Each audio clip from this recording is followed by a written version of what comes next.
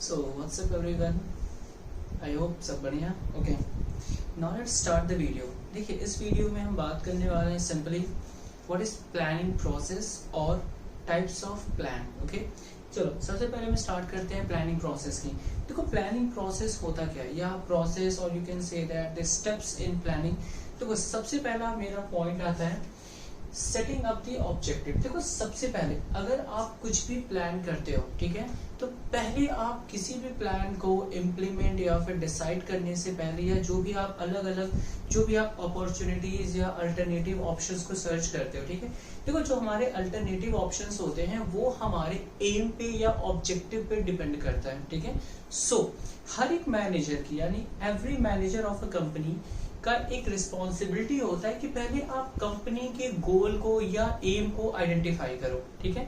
तो सिंपल सी बात है, पहला मेरा पॉइंट आता है इस प्रोसेस का कि पहले हम प्लान यानी कि जो भी हमारा गोल है या ऑब्जेक्टिव है उसको सेट करना.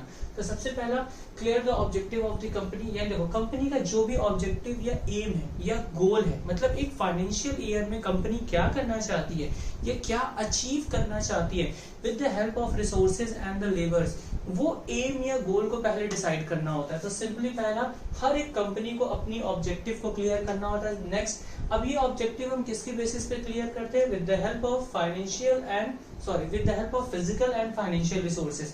देखो फाइनेंशियल का मतलब पैसा होता है एंड फिजिकल का मतलब होता है लेबर्स, ठीक है. लेबर्स में जिसमें हमारे सुपीरियर एंड सबऑर्डिनेट यानी कि जितने भी मेंबर्स हैं ह्यूमन बीइंग्स आते हैं सारे इसमें इंक्लूड हो जाते हैं. एंड नेक्स्ट जो भी कंपनी का गोल हो या जो भी ऑब्जेक्टिव है वॉट एवर द एम्स और the goal that should be communicated with the employees. यानी जो भी कंपनी के एम्प्लॉइज है उनको पता होना चाहिए कि कंपनी का गोल या एम क्या है. जैसे सपोज दैट कि कोई भी हो सकता है कंपनी ये प्लान कर ले कि इस साल या करंट ईयर में हमें अपना जो टर्नओवर है वो 20% या 30% इंक्रीज करना है. तो that should be the goal या फिर ऑब्जेक्टिव ऑफ द कंपनी.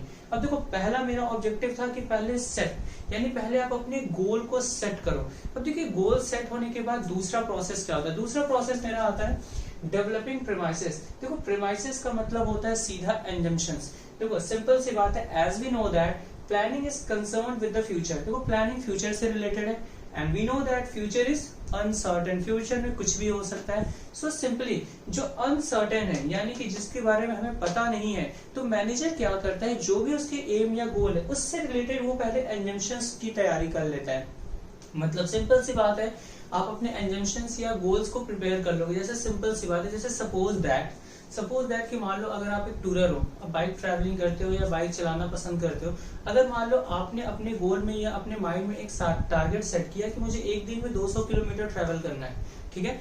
अब सिंपल सी बात है, ये आपको एजम्पशन या अज्यूम करके निकलना होगा कि इट मे भी हो सकता है रोड खराब मिले, वेदर चेंज मिले, ट्रैफिक मिले. तो ये सारे एजम्पशंस होते हैं जो आप निकलने से पहले करते हो. तो उसी तरीके से एक मैनेजर अपने गोल को जब सेट करता है तो उसको रियल में इम्प्लीमेंट करने से पहले वो कई एजम्पशंस को भी कंसीडर करता है, ठीक है. तो सिंपल सी बात है, डेवलपिंग प्रीमाइसेस का मतलब होता है एजम्पशंस रिगार्डिंग फ्यूचर. मतलब व्हाट एवर द चेंजेस जो कि फ्यूचर में ऑकर हो सकता है या इनकर्ड हो सकता है वो सारे आते हैं. जैसे क्या क्या चीजें हो सकता है? Demand for the product, it may be a product for the demand, यानी कि जो भी प्रोडक्ट की आप प्लानिंग करते हो या जो भी चीजें डिसाइड या जो भी आप प्रोडक्ट से डील कर रहे हो उसकी डिमांड फ्लक्चुएट कर सकती है. चेंज इन गवर्नमेंट और competitors policies and next tax rate, फिर उसके बाद टेक्नोलॉजी भी चेंज हो सकती है. तो यानी कई फैक्टर्स आते हैं, ठीक है. तो सिंपल सी बात है, व्हाट एवर द फैक्टर्स जो कि फ्यूचर से रिलेटेड होते हैं और जो कि बिजनेस के लिए अनकंट्रोलेबल होते हैं, उन सारे फैक्टर्स को एज्यूम करके जब हम अपने प्लान्स के अकॉर्डिंग उसको सेट करते हैं तो उसको हम बोलते हैं डेवलपिंग प्रीमाइसेस. ओके, तो ये 2 पॉइंट्स फिलहाल आप स्क्रीनशॉट्स ले सकते हो.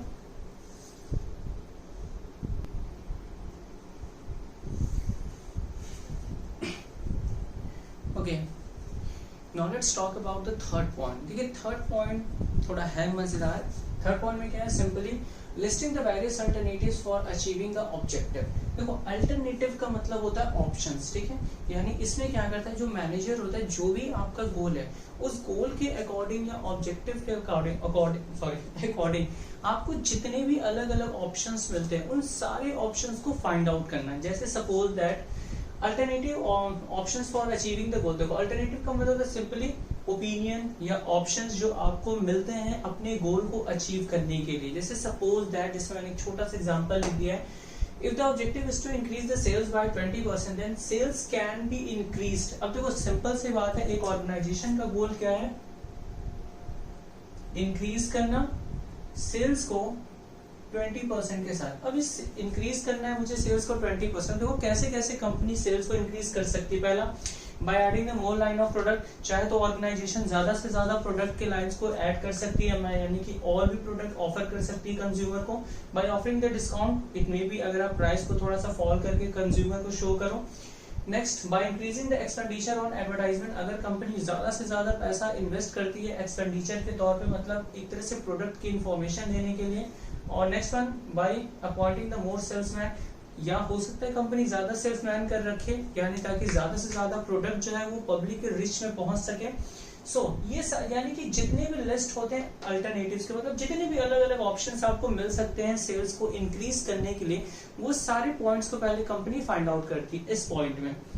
नेक्स्ट पॉइंट, अब देखो सारे अल्टरनेटिव फाइंड आउट हो गए, अब हम पता करेंगे पॉजिटिव एंड निगेटिव एस्पेक्ट्स, यानी simply evaluation of a different alternatives. Evaluation का मतलब होता है कंपैरिजन करना, कंपैरिजन नहीं फाइंड आउट करना, ठीक है, यानी simply evaluating each and every alternative, मतलब जितने भी आपके पास अलग अलग ऑप्शंस है उन सारे ऑप्शंस को पहले हम इवैल्यूएट करेंगे। किस फॉर्म में करेंगे, जितने भी पॉइंट्स हैं सारे पॉइंट्स के निगेटिव पॉइंट्स और पॉजिटिव, मतलब हर अल्टरनेटिव से, यानी जो भी आपके पास अलग अलग ओपिनियंस आते हैं, ठीक है, हर ओपिनियन के पॉजिटिव पॉइंट्स क्या है, निगेटिव पॉइंट्स क्या है, ठीक है।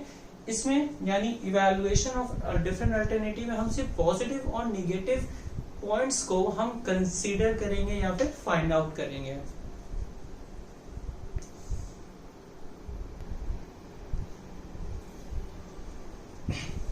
Okay, now let's talk about the fifth point, ठीक है। फिफ्थ पॉइंट मेरा सिंपल सा है, सेलेक्टिंग एन अल्टरनेटिव, मतलब सिंपल सी बात है।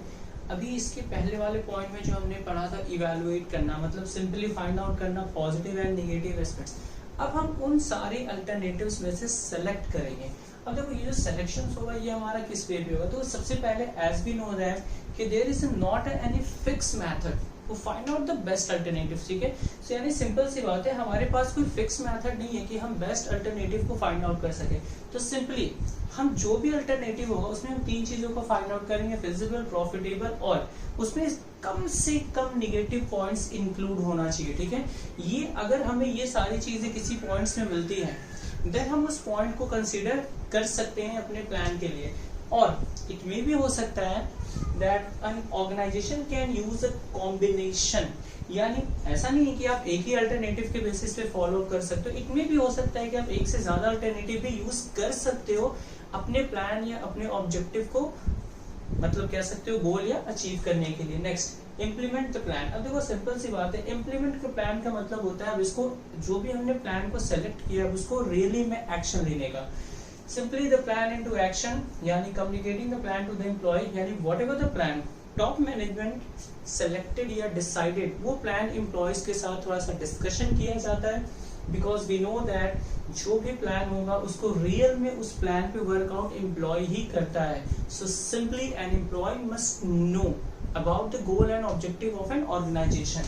So resources are allocated according to the plan. So इसकी मदद से क्या होता है कि जो भी resources है कंपनी के पास, मतलब फाइनेंशियल और कह सकते हो ह्यूमन रिसोर्स जो भी फिजिकल है, उसको हम अपने प्लान के अकॉर्डिंग फिर इम्प्लीमेंट करते हैं। And the last one is follow up. Follow up का मतलब सिंपली होता है यानी कि अब हम उसको जो भी हमने प्लान को इम्प्लीमेंट किया, यानी कि जो भी हमने फाइंड आउट किया एम्प्लॉयज के अकॉर्डिंग, रिसोर्सेज के अकॉर्डिंग, फिर उसको हम क्या करते हैं सिंपली अपने प्लान पे इम्प्लीमेंट करेंगे। और इम्प्लीमेंट के साथ साथ हम ये भी फाइंड आउट करेंगे, देखो सिंपल सी बात है, एक बार प्लान को रियलिटी में फाइंड आउट करने से पहले भी उसको चेक किया जाता है। तो सिंपली यानी फॉलो अप में क्या होता है, पहले एक बार जो हमने प्लान को सिलेक्ट किया है हम अगेन उसको चेक करते हैं according to our requirement, and if अगर उसमें एडजस्टमेंट करने की जरूरत होती है तो हम उसको एडजस्टमेंट करेंगे। एडजस्टमेंट का मतलब होता है if there is any requirement to change any concept और एनी वे, ठीक है, यानी अगर किसी तरीके से हमें चेंज करना होगा तो हम उस टाइम चेंज भी करेंगे, because we know that planning का एक लिमिटेड फैक्टर भी है कि भैया अगर एक बार आपने प्लानिंग को या आपने जो भी प्लान किया उसको इम्प्लीमेंट कर लिया या फॉलो अप कर लिया तो फिर आप उससे पीछे नहीं आ सकते हो, ठीक है, यानी कि आप उसको वापस सही नहीं कर सकते हो, ठीक है।